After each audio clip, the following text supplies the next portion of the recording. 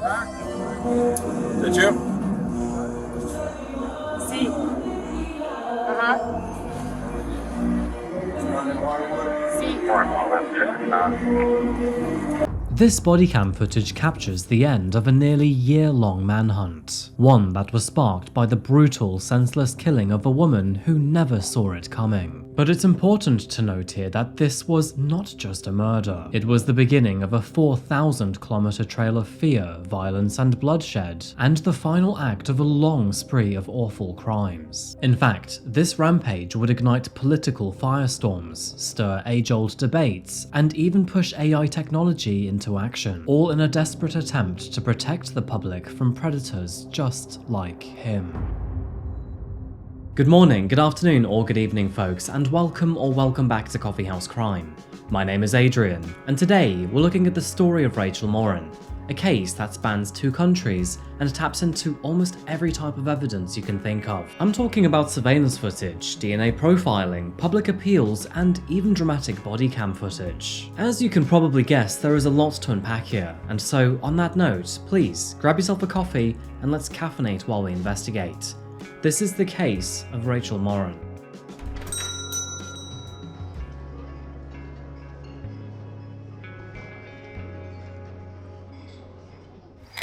Welcome to Harford County, Maryland. Tucked between New York and Washington, D.C., it's the kind of place that most people drive through not to. Its largest city, Aberdeen, holds only 16,000 residents, while the county seat, a small town charmingly named Bel Air, barely breaks 10,000. Now, this is not to be confused with the Hollywood Hills or a certain 90s sitcom. This Bel Air is quieter, simpler, and a place of forest-lined trails, hot summers, and crisp autumn air. Like many towns along the East Coast, its name is borrowed from its European roots, Bel Air meaning beautiful air, and I have to say, it certainly seems to live up to its name. Locals here enjoy life outdoors, including jogging, hiking, horseback riding, and cycling. The usual small town pleasures, you know? And crime, well, although it does happen, it does seem to be rare here, and statistically speaking, it's safer than most of the towns its size. However, in August of 2023, that peace was shattered, because one woman's jog through those tranquil woods would set off a trail of horror which would stretch thousands of kilometers. And through this storm, it would turn Bel Air into the epicenter of a manhunt that would grip the entire nation for multiple months.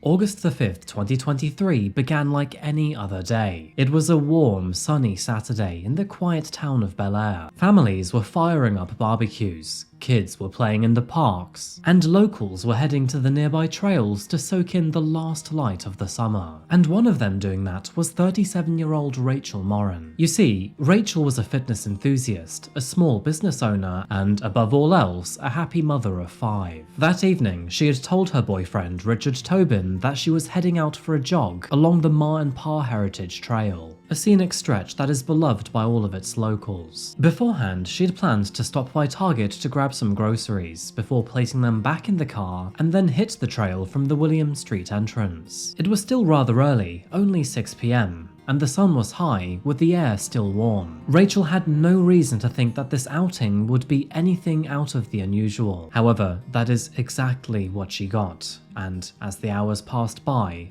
that sense of normalcy began to fade. 7 p.m. came and went, and then 8, and then 9, and yet still there was no sign of Rachel. And by 11 p.m, she'd been missing for more than 5 hours, for what should have been a simple jog. Richard was quite understandably growing uneasy, and so at 11:23 p.m, he made the decision to call the police and report Rachel as missing. Now, of course, for any disappearance, those first 24 hours are absolutely essential. However, it is quite common for police to take their time when it comes to an adult. That's usually because police recognize free will, and when an adult vanishes, well, it's usually because they want to.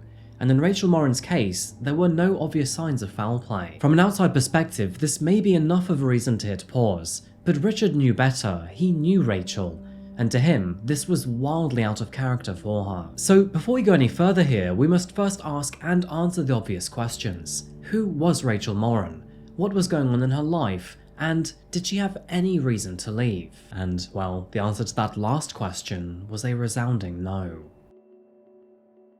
As we already know, Rachel was a 37-year-old mother of 5. She was a woman with a big heart, a devoted boyfriend, and a loving close-knit family. Born on May the 20th, 1986 in Dover, New Hampshire, she was one of 8 siblings. Her parents, Patty and Ronald, raised her alongside her sisters Rebecca and Erin, and her brothers Joshua, Nathan, Michael, John, and Josiah. She grew up surrounded by family, and that never seemed to change, because even as an adult, her life was full of parents, aunts, uncles, nieces, nephews, and eventually her own children. In 2009, her family would unfortunately suffer a huge loss when her father Ronald passed away. In light of this news and to support her family, Rachel built a home cleaning business that would give her the flexibility to raise her kids. She made sure that they got to school, felt well loved, and never lacked the attention they deserved. And of course, being part of such a large and supportive family certainly helped. It is also worth saying that Rachel was well known for her warm, magnetic personality and was always one who made people laugh. Friends say that she was the life of the party, and I know that's quite cliche to say, but again, the descriptions I give of these people are only out of truthful obituaries. By the way, it's safe to say that Rachel was no stranger to romance either. Her 5 children came from 3 fathers, that being Joseph Custer, Jonathan Alderson, and Matt McMahon.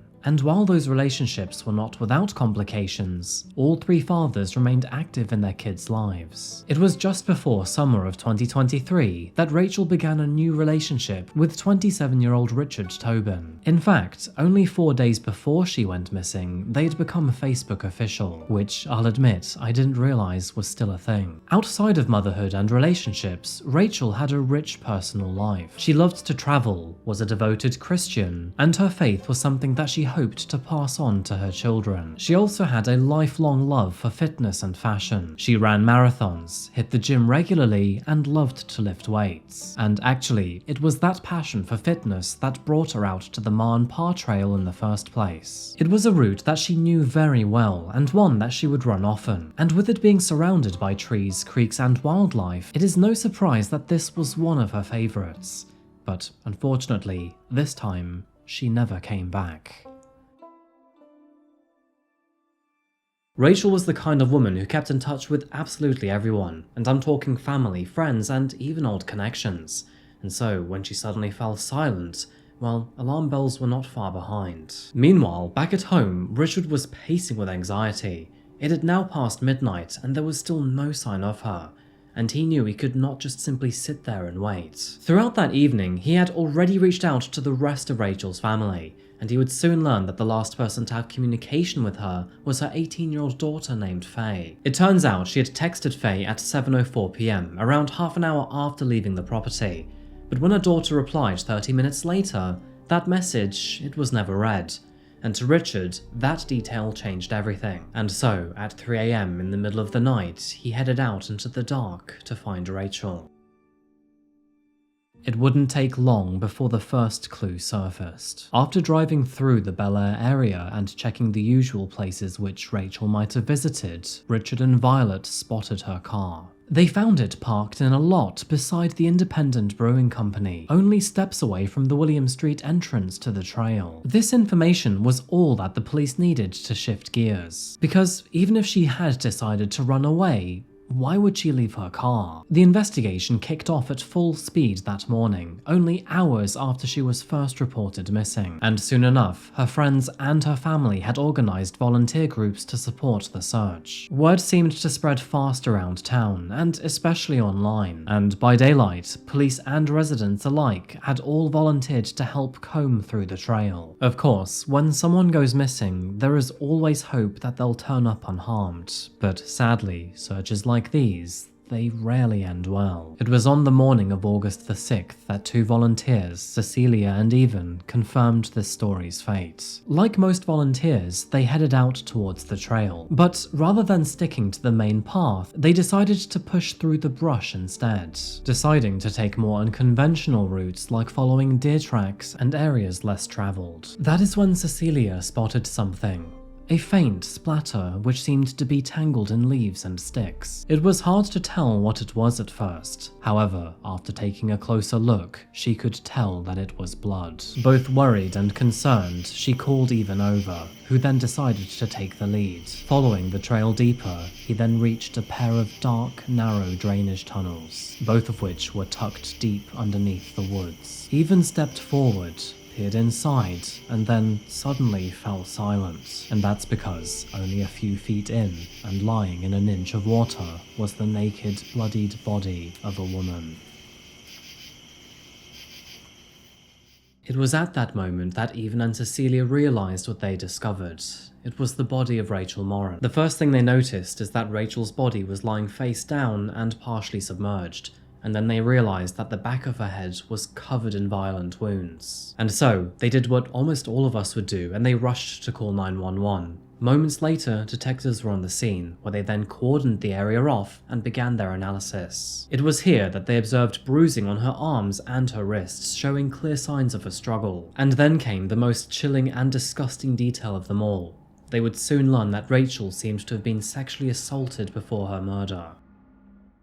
Moving into the evidence left behind, the inside of the tunnel would tell its own story. Blood had been smeared across the walls, and roughly 200 feet from the tunnel, searchers would locate her cracked iPhone XR, along with the AirPods that she had been wearing during her run. And meanwhile, closer to the main trail, but hidden in the bushes, a pair of officers would find her Apple Watch. The cause of Rachel's death was quickly determined to be multiple blunt force injuries and strangulation. She had sustained between 15 and 20 severe blows to the head and face. Injuries that would, no doubt, leave any officer to conclude that this was a homicide. The technology that was left behind would paint a dark story too. Data, which was pulled from her iPhone, AirPods and Apple Watch, would all narrow down her time of death to around 7:09 p.m, that being only a few minutes after she had sent the final message to her daughter. The details of her death shocked the entire community, and as you can imagine, Rachel's family and friends were devastated beyond words. Now that her body had been found, the investigation shifted its focus, and the objective was quite clear: to find out who murdered Rachel. And with her killer still out there, they wanted to find out fast. Back at the crime scene, investigators found not only physical evidence, but genetic evidence too, including DNA. They would also launch a public appeal asking anyone who had seen Rachel between 5 and 11 to please come forward. And luckily, there were several witnesses. In light of this request, 2 local shops would confirm that they had seen Rachel in the area before she headed to the trail. She was seen entering a Wawa convenience store at around 6:30 p.m, before then leaving a nearby Target just after 6:42. Of course, after this, she was then seen parking her car near the local brewery at 6:50 p.m. Now, all of this was a good start for the investigation, but for now, all they could do was mourn the loss of Rachel. As a result, a celebration of life and memorial walk for her was held on August the 27th, 2023 at the Greater Grace World Outreach Church. Attendees were invited to join Rachel's family in walking the very trail that she loved so dearly, which now had been lined with photos that paid tribute to her vibrant life. However, in the following days, and as the story began to spread, efforts to uncover any solid leads would fall painfully short. Days slipped without any progress, until, finally, 2 witnesses came forward to contact the police with critical information. It was on the very evening that Rachel disappeared that a man named Kyle and his girlfriend Olivia were busy out walking their dog along the same trail. They recalled to the police that they saw Rachel jog past them between 6 and 7 p.m, providing a brief smile as she passed by. And they noted that, although she was alone, she was wearing her AirPods and nothing seemed unusual. They continued with their walk, but later that evening, and on the return at around 8 p.m, they both felt that something appeared to be off. After already sensing their uneasiness, a sudden snap of a twig in the underbrush would catch their attention, and after investigating by peering through the foliage, they spotted a man who was lurking in the trees. They remember that he was wearing a grey hoodie and also seemed to move deliberately as if he was trying not to be seen. And most chillingly, he was carrying something long over his shoulder, something which upon closer inspection looked like a shovel. Following up on the couple's tip, a local sheriff decided to scour the woodlands near the tunnels to see if he could find anything himself. And there, lying on the floor, he found a shovel. And after taking a closer look, he realized that that shovel shared the same description that the couple had given. Now, sadly, although the details were still quite murky, this discovery gave the investigators a rather grim picture of Rachel's final moments. And there was other news coming in too. The DNA retrieved at the crime scene had now been processed and was now being compared across all national databases. And on August 17th, they finally had a breakthrough. The DNA seemed to match another crime scene, which was a home invasion in LA only 2 months prior. And although they didn't have a face or a name to go with it, it was at least a lead. I'm going to play this footage on a loop here, but it turns out that the same man that Maryland police were looking for had actually broken into this home and then violently assaulted a mother and her 9-year-old daughter. So, not only was this their first physical sighting of Rachel's killer, but it was also acquired by him committing another crime. The man fled under the cover of darkness, slipping through the front door and unaware that he had left behind a crucial piece of evidence, that being a hat which was now soaked in his DNA. And that same DNA would later be tied to Rachel's murder, which was over 4,000 kilometers away. However, that was not the only mistake he made, because completely unaware of it at the time, he was recorded leaving the property by this Ring doorbell camera. You can tell from this footage that he appeared to be a Hispanic man who was likely in his 20s. Soon enough, this video was released to the public in hope that maybe someone might recognize him. In addition to this, even the FBI became involved in this case, focusing their efforts on matching the DNA to that man seen in the Ring footage. Working alongside the team at Othram, investigators used forensic-grade genome sequencing to build a detailed genetic profile of their unknown suspect. They discovered that the DNA did in fact belong to a man in his early 20s, and furthermore was also believed to be from Central America. Unfortunately, the DNA could not be matched to any existing international database, which of course led investigators to suspect that maybe he had entered the country undocumented, therefore leaving no official trace or name to connect to his violent past. Despite the progress, and even with this new insight, the case would now unfortunately stall. Days turned into weeks, and weeks then into months, and although a few developments did surface, nothing was conclusive. By the time November came around, Rachel's family decided to push forward with their own efforts, distributing more than 10,000 flyers in the Los Angeles area. But sadly, as the calendar flipped into the year 2024, the case still remained unsolved. However, 6 months after her murder, things would finally begin to pick up in February. That is when investigators released something new. A composite sketch of the suspect with a reward to boot. The reward started at $10,000, which then was doubled by a nearby law firm, and then tripled by a generous anonymous donation from Bel Air. This $30,000 figure was then raised to $35,000, with thanks to Kendall Ray and Josh Thomas from the Mile Higher podcast. But despite this fresh initiative, things would stall for a few weeks longer. Her killer was still out there somewhere, walking free without a name, face, or trail. Yet, despite the lack of answers, the efforts to catch him never stopped. Not from the Morin family, the community, or even law enforcement. And then, in May of 2024, something finally changed. After months of extensive forensic work, genealogy, and collaborations, a name finally emerged from the shadows. And his name was Victor Antonio Martinez Hernandez. Because this Victor Hernandez, well, he was a real scumbag of a man.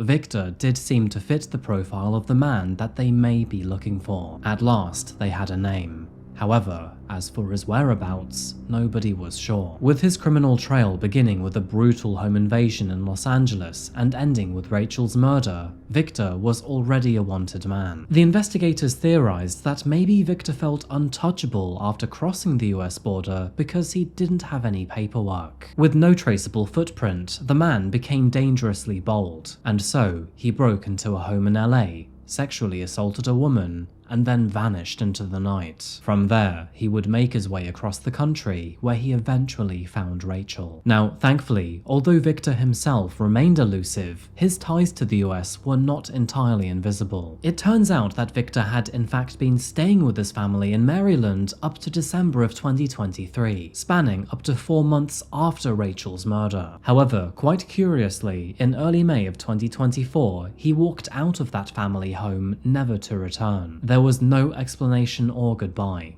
He simply vanished. Fortunately, Victor did leave behind a number of personal belongings, which were then quickly turned over to the police for forensic analysis. And, unsurprisingly, DNA lifted from these clothes matched the profile found at both Rachel's crime scene and the Los Angeles home invasion. But this was not all that officers found. Interestingly enough, his DNA matched an unsolved murder of a young woman in El Salvador, strongly suggesting that this was sadly not his first time. With this ever-growing mountain of evidence, law enforcement now had what they needed to issue a nationwide warrant for his arrest. And of course, it would have to be nationwide because Victor had already proven to them that he was a drifter, someone who is impossible to pin down in one location for very long. That was until June of 2024, when the Harford County Sheriff's Office received a tip from Tulsa, Oklahoma. It turns out that their suspect was now believed to be in the area, and on June the 14th, and with the help of cell phone data, the FBI tracked him down to a bar near 21st and Garnet. At 11:28 p.m, officers moved in on the bar named Los Dos Amigos. The police quickly surrounded the building, giving Victor no chance to slip away. As you can see here, the entire operation was captured on the officer's body camera. Inside, Victor sat casually at the bar, drink in hand, as if it were just another Friday night. But thankfully, that would be his last sip of freedom. After being approached by the officers and exchanging a few words of conversation, Victor was then calmly escorted outside before he was questioned.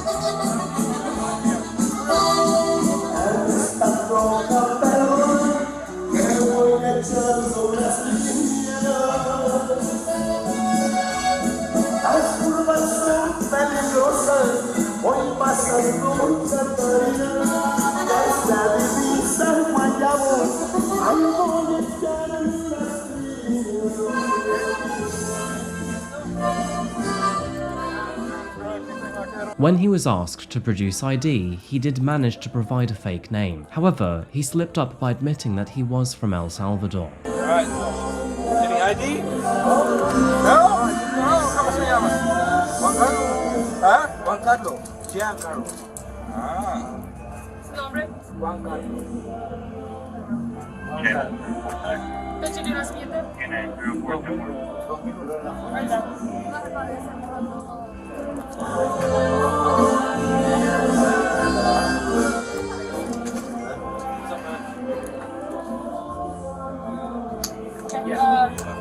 ¿Su nombre? October? Wow. 20 money back.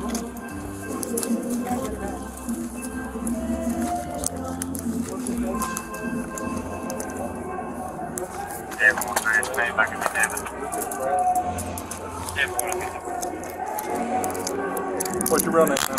And after a few more pointed questions, his true identity unraveled. Officers snapped several photos to mark his long-awaited capture, leading to excellent mugshots like this one.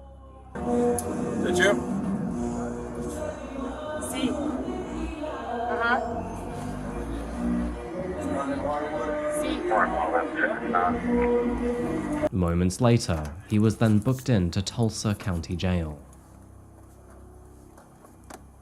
So, who is Victor Hernandez? Well, when it comes to his life before reaching the United States, details are fairly scarce, but what is known is chilling. Victor crossed into the US in February of 2023, just 1 month after a warrant for his arrest was issued in El Salvador for the murder of a young woman. As investigators dug deeper, they discovered that Victor had ties in Washington, D.C., Virginia, and Maryland. It didn't seem that he was drifting aimlessly. Instead, he was moving with intent, slipping through several communities where gang affiliations were common, and where he was no stranger to several criminal networks. It turns out that his lifestyle around gangs was not only dangerous, but it was deeply embedded in violence. And if there was still any question about the kind of man Victor really was, well, that question was answered the moment that police unlocked his phone. Inside, investigators found dozens of photos of Rachel Morin, alongside other deeply disturbing content. It painted a haunting portrait of someone who didn't just commit crimes, but who also seemingly took pride in keeping trophies of his victims through photos. And thankfully, with this bozo saving all of these images, it made it almost impossible for him to refute his involvement. This announcement was huge for the community. I mean, finally, after a 10-month manhunt, they had a face and a name to put towards the monster. In a symbolic gesture towards the community, officers would put signs announcing Victor's arrest all over the park,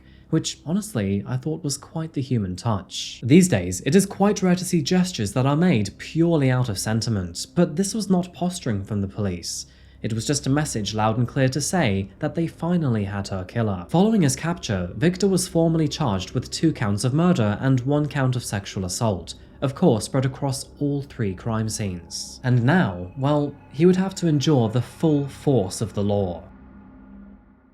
Moving into the legal proceedings of this case, Harford County State's attorney made her intentions crystal clear. If Victor Hernandez were to be convicted, then she would be pushing for the harshest penalty available under Maryland law. And since the death penalty has long been abolished in this state, that meant life in prison without the possibility of parole. Despite the mountain of evidence closing in around him, Victor maintained that he was innocent. He refused to speak to investigators, and when in court, he formally entered a plea of not guilty. For nearly an entire year, both the prosecution and the defense worked to build their cases. And finally, on April 1st, 2025, jury selection began in his long-awaited trial. As we know, he stood accused of the brutal murder of Rachel Morin, as well as facing additional charges related to a previous assault and murder. Opening statements were delivered on April 4th, and from then on, the courtroom was filled with emotional testimony. The prosecution presented an overwhelming amount of evidence, including crime scene photos, forensic reports, and harrowing details of the brutality that Rachel had endured at the hands of this monster. The courtroom was often thick with emotion, and Rachel's family and loved ones sat just feet away from Victor. It was on the 9th day of his trial that all eyes turned towards him, because it was this moment that he had a chance to speak, to offer an explanation of some kind, or a denial, or even a plea for mercy. But instead, the man said absolutely nothing. He refused to take the stand, choosing instead to exercise his right to remain silent. I guess you could say that, in a way, that silence spoke louder than any words could.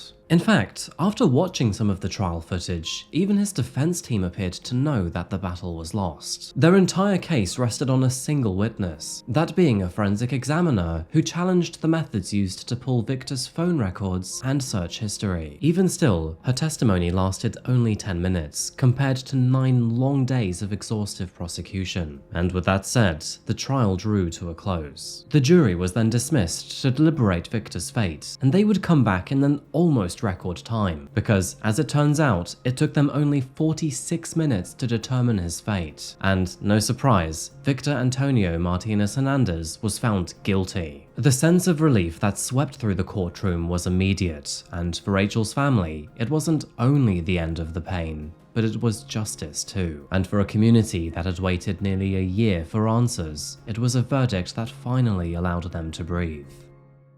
Rachel's case did not merely shake a community, but it sparked change too, and in the aftermath of her death, many conversations began to swell around safety on public trails. For years, peaceful paths like the Ma Trail have become common locations on channels like Coffeehouse crime.